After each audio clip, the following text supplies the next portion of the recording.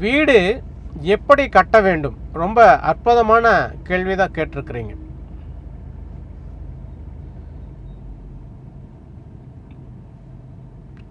வீடு எப்படி கட்டணுங்கிறத முதல்ல நீங்கள் ஒரு பிளான் பண்ணிக்கணும். அதாவது ஒரு திட்டத்தை நீங்கள் போட்டுக்கணும்.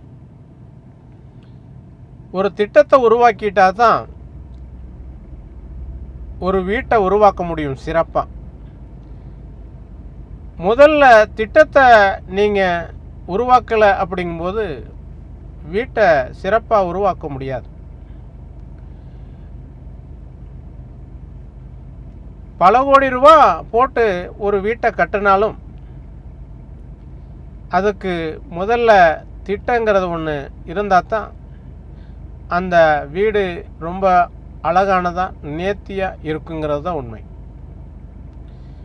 வீடு கட்டும்போது எப்பொழுதுமே எவ்வளவு இடம் இருக்குது அப்படிங்கிறத நீங்கள் முதல்ல பார்த்துக்கணும். ரொம்ப குறைவான இடம் இருந்தாலும் கூட உங்களுடைய வீட்டை சுற்றி கொஞ்சமாவது இடம் இருக்கிற மாதிரி பார்த்து அந்த வீட்டை கட்டணும்.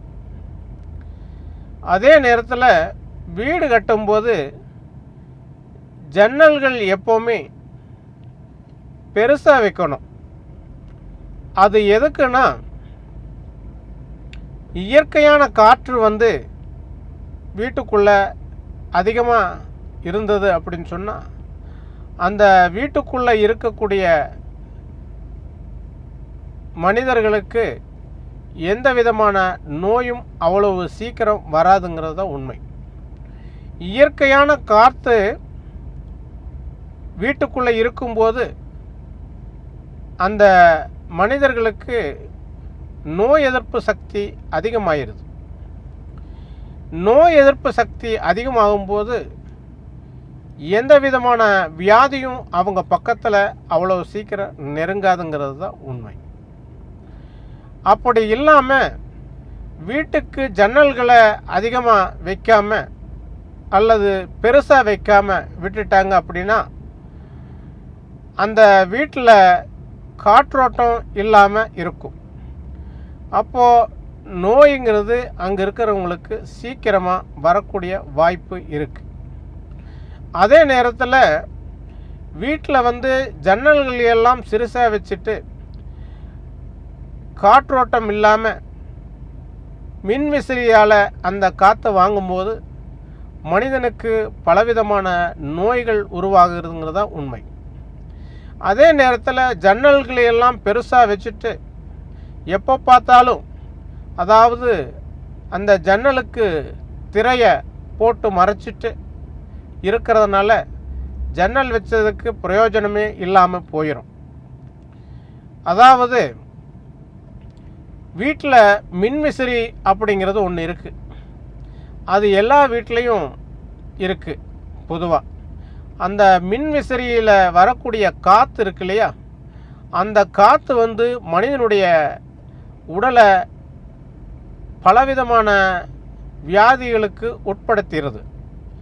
அது எப்படின்னு கேட்டிங்கன்னா, ஜன்னல்களை எல்லாம் நீங்கள் மூடிட்டு திறந்து வைக்காமல் மூடி வச்சுட்டு அந்த மின்விசிறியை போடும்போது உடலில் இருக்கக்கூடிய நீர் சத்தை அது உறிஞ்சி எடுத்துருது. நீர் சத்து உறிஞ்சி எடுக்கும்போது உடலில் இருக்கக்கூடிய இரத்தத்தினுடைய அளவு குறையிறதுக்கு வாய்ப்பு இருக்குது.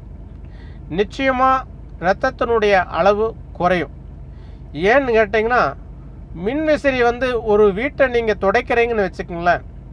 துடைக்கும்போது அந்த நீரை எப்படி ஒரு 5லிருந்து 10 நிமிடத்தில் அது உறிஞ்சி எடுத்துருதோ அந்த மாதிரி தான் உங்களுடைய உடலில் இருக்கக்கூடிய நீரையும் உரியக்கூடிய சக்தி அந்த மின்விசிறிக்கு இருக்குது.